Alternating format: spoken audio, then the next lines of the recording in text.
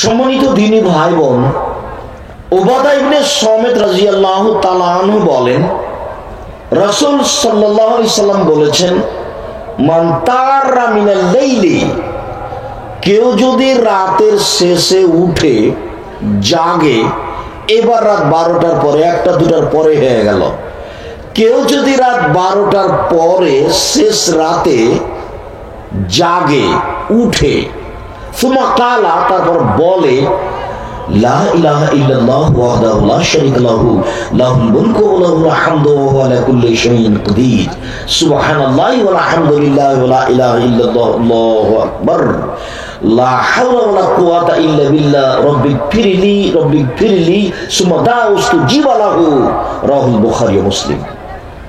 শেষ রাতে উঠলো এবং বলল, লা ইলাহা ইল্লাল্লাহু ওয়াহদাহু লা শারীকা লাহু লাহুল মুলকু ওয়া লাহুল হামদু, আল্লাহ ছাড়া কোনো মাবুদ নেই, তিনি একক, তার কোনো শরীক নেই, প্রশংসা তার, রাজত্ব তার।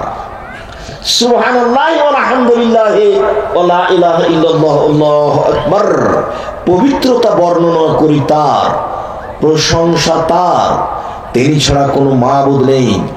লা হাওলা ওয়ালা কুওয়াতা ইল্লা বিল্লাহ, বাহ্যিকভাবে আন্তরিকভাবে নড়াচড়া করার কোনো শক্তি নেই তার শক্তি ছাড়া।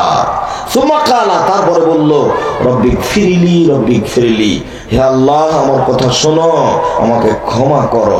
সুম্মা দাউস্তু জিবালাহু, এরপর যা বলবে সেটাই মেনে নেওয়া হবে, যা বলবে সেটাই কবুল করা হবে। বলে কে? উঠবে কে?